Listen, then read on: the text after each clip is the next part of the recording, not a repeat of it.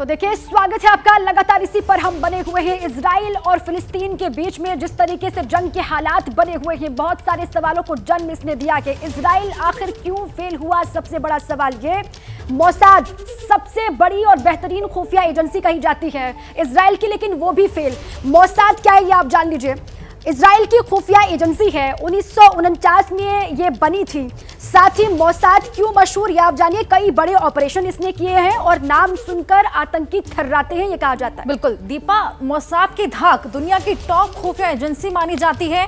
Mossad का दूसरा नाम भी आपको बताएं, आतंकियों की किलिंग मशीन भी से कहा जाता है। तो दुनिया की टॉप एजेंसियां इससे थर्राती थी। देखिए, हमास की साजिश की भनक तक नहीं लग पाई और मोसाद को हाईटेक जमीनी बॉर्डर ध्वस्त किया हमास ने, वो अंदर दाखिल हुआ। कुछ आतंकियों ने समुद्री रास्ता भी चुना, यानी कि जल नभ थल हर जगह से वो एंट्री करते गए। पैराग्लाइडर के जरिए आतंकी घुसे, हजारों रॉकेट इकट्ठा करने साथ ही भागने में भी कामयाबी उन्होंने हासिल की। तो पैराग्लाइडर का सहारा लिया, रॉकेट इकट्ठा किए और साथ ही दागने में भी यहाँ पर उन्हें कामयाबी हासिल हुई, जिसके चलते यहाँ पर मोसाद फेल होता हुआ नजर आया। और देखिए, कर्नल दानवीर लगातार बने हुए हैं, अभिषेक भी लगातार है, आशीष कुमार सिंह भी लगातार है। आशीष जी, एक बार फिर से आपका रुख कर रहे हैं। सबसे पहले तो ये कि इतिहास ये बताता है या फिर वो गवाही भी देता है कि इजराइल को जब जब जिसने छेड़ा उसको इजराइल ने छोड़ा नहीं। लेकिन ताज़ा जो सिनेरियो बन रहा है आशीष, उसको आप किस तरीके से देख रहे हैं? और ये मोसाद की बात हम कर रहे हैं, वो फेल साबित हुआ। आयरन डोम की बात कर रहे हैं, वो फेल हुआ। कैसे और किस तरीके से अब आगे बढ़ता हुआ इजराइल नजर आएगा आपको? देखिए, उनकी इजरायली एजेंसी क्यों फेल हुई, ये तो बड़ा चौंकाने वाली बात है। नींद में थे, किसी हनी ट्रैप में थे, अब इस पर क्या कमेंट किया जाए। ये तो उनके असेसमेंट पर छोड़ा जाए कि इजराइल को इतनी बड़ी चोट पहुंची तो पहुंची कैसे, वो भी नेक्स्ट डोर इमीडिएट एनिमीज से। ये किधर की तरफ जा रहा है? देखिए, जिस तरह से हम हाल फिलहाल देखे, अफगानिस्तान में तालिबान ने टेक ओवर किया, पंशीर के साथ लड़ाई हुई, रशिया यूक्रेन से लड़ रहा है। ये मुझे लगता है कि तीसरी एक बड़ी जंग हम अपने जीवन काल में देख रहे हैं, जिसकी वजह से वर्ल्ड वॉर निश्चित तौर पर आगे बढ़ सकता है, इनिशिएट हो सकता है, अगर इसको समय रहते कंटेन नहीं किया गया। अभी हालात बहुत बिगड़े हुए हैं, जिस तरह से अटैक किया इसराइल में घुस करके, और अब इसराइल जिस तरह का जवाबी कार्रवाई कर रहा है, नॉट जस्ट हमास पैलेस्टीन के खिलाफ बल्कि लेबनान के खिलाफ भी। और अभिषेक बिल्कुल ठीक कह रहे थे, जो नेबरिंग दूसरे कंट्रीज़ हैं, सीरिया अपने आप में इतना डिस्टर्ब्ड एरिया है, अगर इन जगहों पे भी आंख पहुंच जाती है और समय रहते इसको कंटेन नहीं किया जाता है, तो मुझे लगता है कि बात बहुत बिगड़ जाएगी और जंग के हालात निश्चित तौर पर और ज्यादा गहरे होते जाएंगे। बिल्कुल अभिषेक, आपसे एक सवाल, जिस तरीके से हम देख रहे हैं कि रूस यूक्रेन में अभी तनातनी का माहौल, उस तरीके से अब ये जंग छिड़ गई, तो ऐसे में ये जंग और कितनी एस्केलेट होगी, अब क्या कुछ आगे होगा?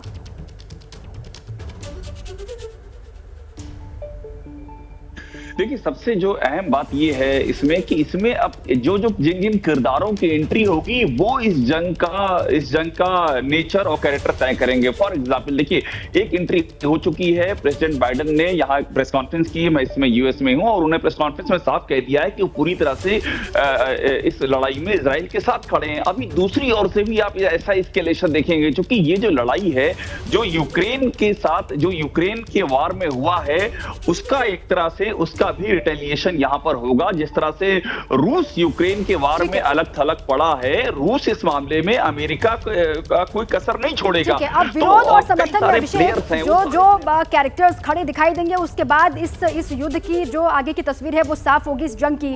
कर्नल दानवीर, देखिए सर, मोसाद जो फेल हुआ वो बहुत चौंकाता है। खुफिया एजेंसी जिसको कहा जाता है बेहतरीन है दुनिया भर में, इसकी बहुत सारी बातें हमने पहले भी देखी हैं, वो फेल हो जाता है। और उसके साथ आप ये कह रहे हैं कि पाकिस्तान का कनेक्शन भी इसमें है। अब क्या है चैलेंज इजराइल के सामने सबसे बड़ा इस वक्त?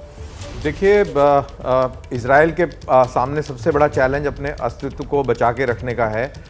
जिस तरीके से मुस्लिम वर्ल्ड लामबंद हुआ है और जिस तरीके से हम देख रहे हैं कि अमेरिकन लेड जो वेस्टर्न वर्ल्ड है, वो उसने एक इच्छा जाहिर करी है कि वो इजराइल के साथ खड़े रहेंगे। इससे काफ़ी खौफनाक फ्यूचर नज़र आता है इस पूरे इलाके के अंदर, अगर ये टाइम से इसको कंटेन और कंट्रोल ना किया गया। अभिषेक का एक पॉइंट बहुत बेहतरीन है, और वो ये है कि रूस का भी इस पूरे खेल के अंदर रोल हो सकता है, क्योंकि आप समझने की कोशिश करिए, इजराइल के ऊपर अगर खतरा बनता है, इजराइल अगर इस जंग में ऐसी एक जंग के अंदर फंसता है, तो अमेरिका और अमेरिका के एलाइज का फोकस इजराइल की तरफ हो बिल्कुल ठीक है, जाएगा सर। और यूक्रेन के ऊपर प्रेशर कम पड़ेगा। कम वहीं पड़ेगा। पाकिस्तान की भी एक बहुत बड़ी मजबूरी है कि अगर अरेबिया और इजराइल के बीच में दोस्ती हो जाती है तो उसका खुद का जो स्टैंस है, जो खुद का जो उसके जो नेशनल बिल्कुल ठीक ऑब्जेक्टिव है सर, ये है वो जो खतरे में पड़ सिनेरियो जाते आप बता रहे हैं वो अगर वाकई में ऐसा है तो ये मामला तो और बढ़ता हुआ दिखाई दे रहा है। युद्ध फिलहाल थमता हुआ नजर नहीं आ रहा। बहरहाल बहुत शुक्रिया आपका कर्नल दानवीर हमसे जुड़ने के लिए भी, और आशीष आपका भी शुक्रिया, अभिषेक आपका भी शुक्रिया। इस जंग पर लगातार हमारी नजर बनी हुई।